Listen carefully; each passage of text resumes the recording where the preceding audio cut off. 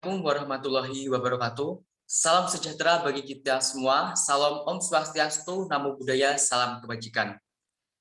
Yang pertama, saya mengucapkan terima kasih kepada dosen apresiasi prosa kepada Dr. Nas Haryati Setianingsih, MPD, dan juga kepada Ibu Maina Febriani, SPD, MPD, dan juga kepada teman-teman semuanya yang sudah menyempatkan waktunya pada hari ini untuk mempresentasikan kesimpulan dari kelompok kami. Yang pertama, saya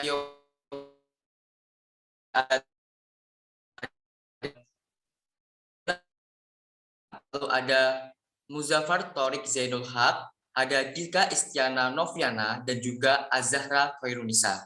Untuk yang pertama, bisa dimulai kepada Saudari Yafinka untuk menyampaikan sosiologi pengarang. Kepada Saudara kami persilakan. Baik, terima kasih atas waktunya. Kami akan menjelaskan tentang kesimpulan dari hasil diskusi kami tentang analisis cerpen ini lunak di si tukang canang. Karya A.A. Nafis yang menggunakan teori pendekatan sosiologi sastra.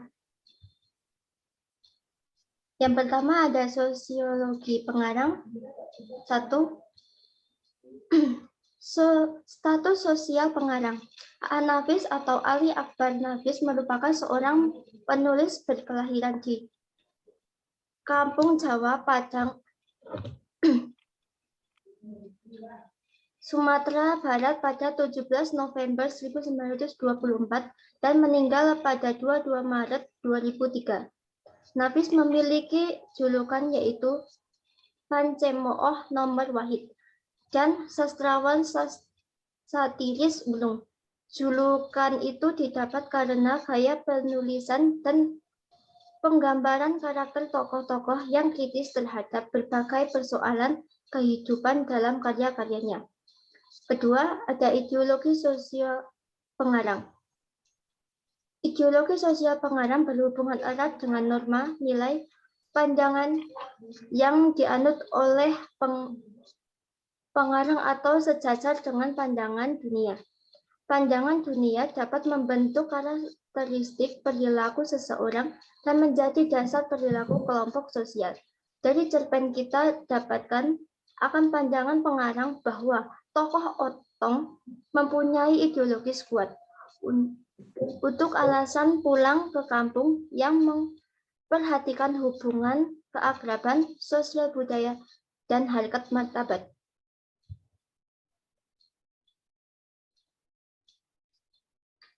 Ketiga, ada posisi pengarang dalam masyarakat.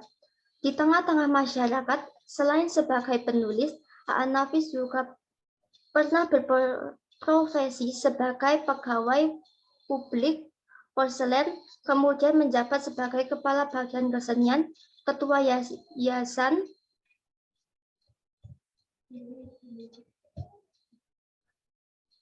ruang pendidik INS Kayu Taman, pemimpin redaksi harian umum Semangat, anggota DPRD Sumatera Barat, serta dosen di Universitas Andalas. Keempat, masyarakat pembaca yang dituju.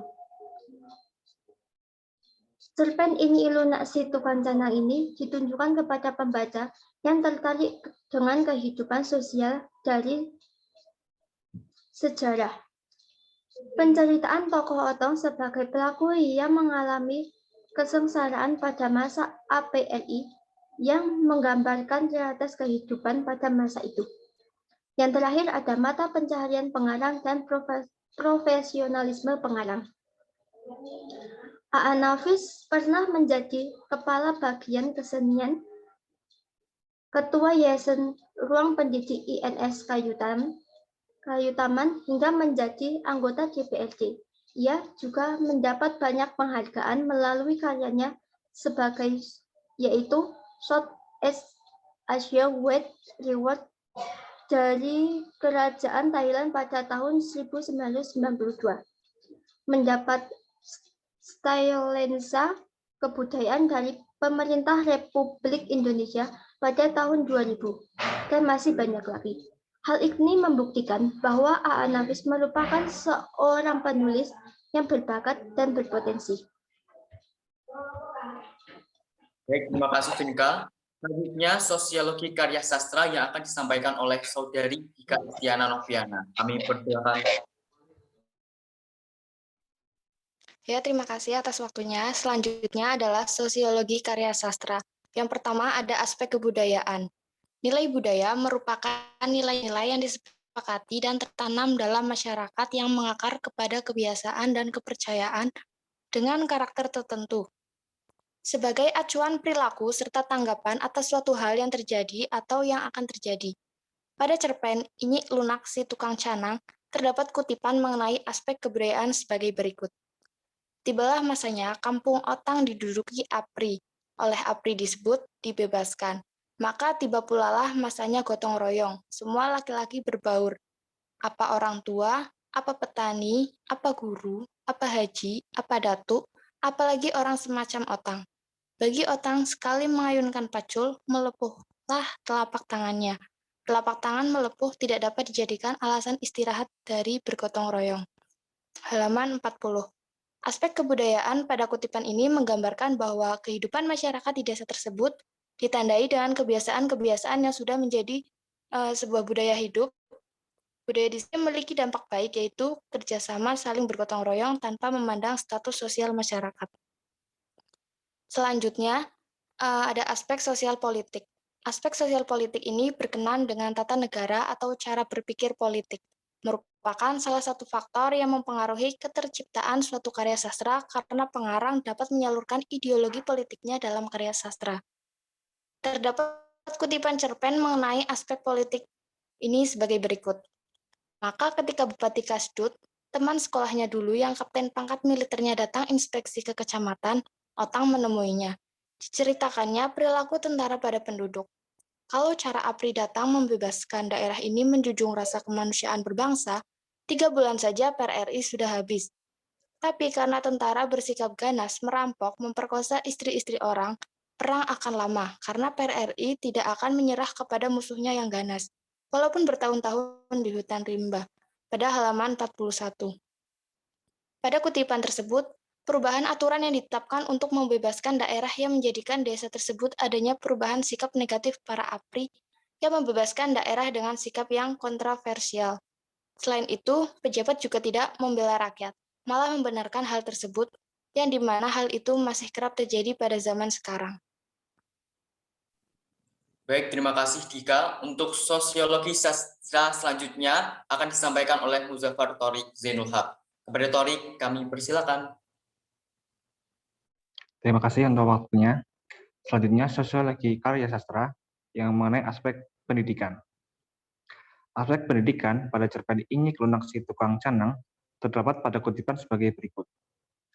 Otang seorang gembong, juga bukan pegawai negeri. Kalau Otang pulang kampung juga, hanyalah karena alasan khusus. Katanya, karena solider pada Pak Nasir, tokoh idolanya yang mengirimnya magang di peternakan Amerika di Florida selama setahun. Pada halaman 39. Nilai pendidikan pada kutipan cerpen tersebut adalah bahwa Otang dikirim solider Pak Nasir untuk magang di peternakan Amerika di Florida selama setahun. Awal narasi dari cerpen ini ceritakan Otang yang merupakan sahabat Deli pulang ke kampungnya. Akan tetapi, pengetahuan peternakannya itu tidak bisa dipraktikkan di kampungnya, karena itu dia menetap saja di Jakarta, menunggu bahan kondisi dan situasi yang akan dapat mengangkat martabat dirinya.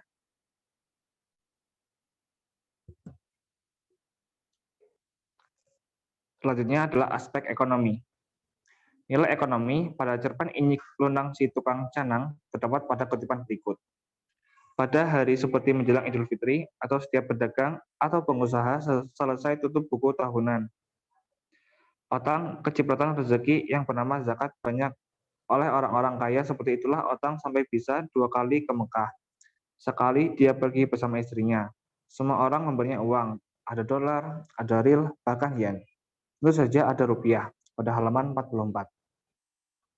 Nilai ekonomi ini ditandai dengan adanya perubahan gaya hidup yang terjadi pada cerpen tersebut.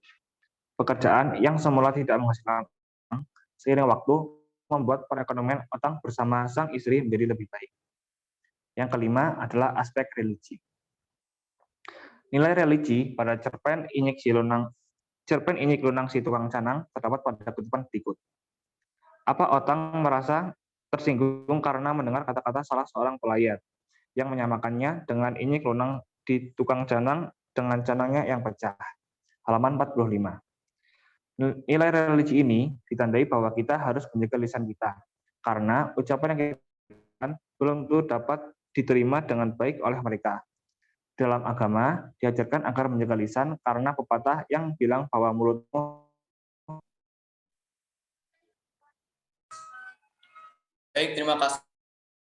Selanjutnya adalah sosiologi pembaca yang akan saya sampaikan, yakni Theo Marciananta. Kumpulan cerpen karya A.A. Nafis dengan judul Kabut Negeri Sidali terdapat 15 cerpen terbaik Nafis yang ditulis tahun 1990 sampai 1999. Keseluruhan cerpen ini menceritakan pada masa penjajahan dahulu kala, sehingga seakan membaca karya fiksi sejarah. Cerpen dengan judul Inyik Lunak Si Tukang Canang ini ditulis di Kayutan 5 Desember pada tahun 1997.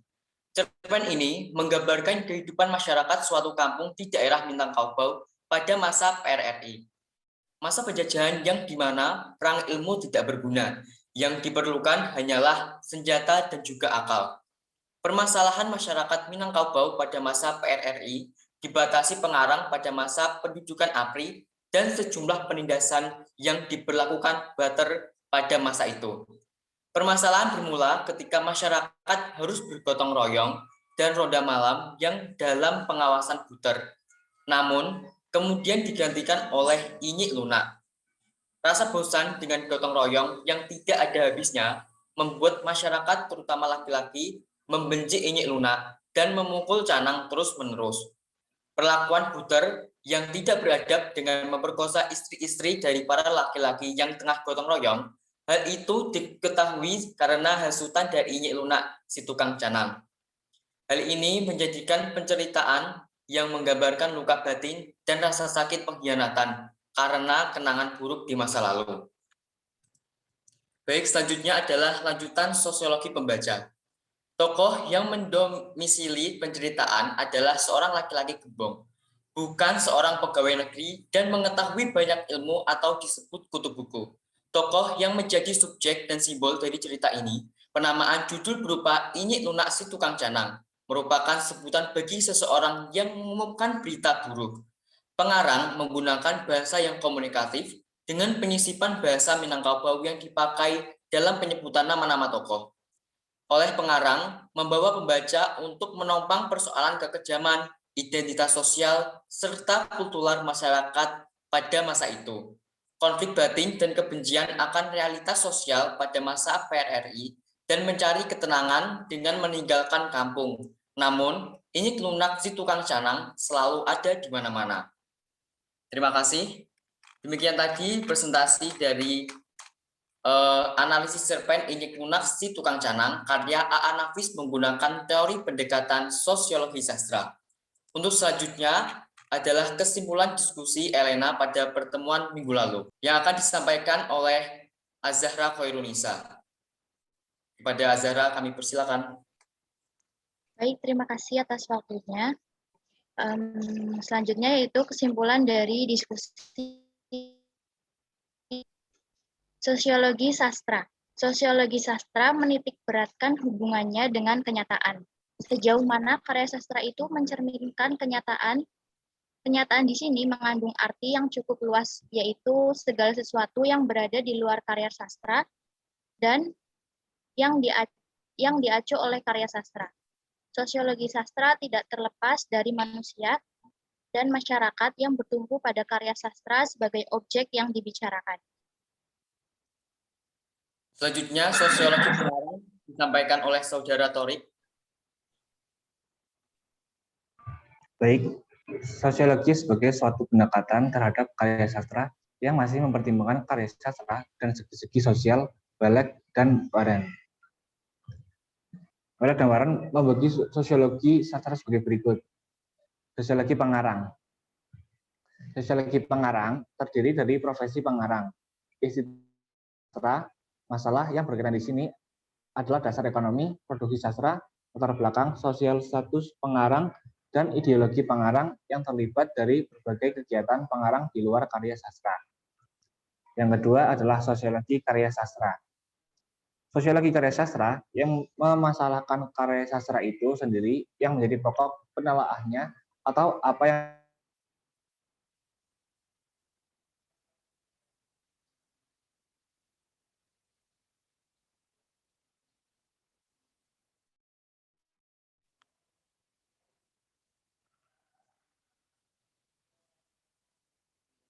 dampak sosial karya sastra.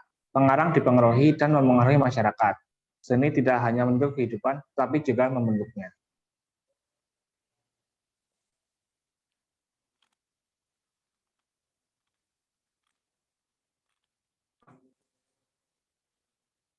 Baik, terima kasih. Demikian tadi presentasi dari kami kelompok 8. Atas kekurangannya kami mohon maaf yang sebesar-besarnya. Wassalamualaikum warahmatullahi wabarakatuh.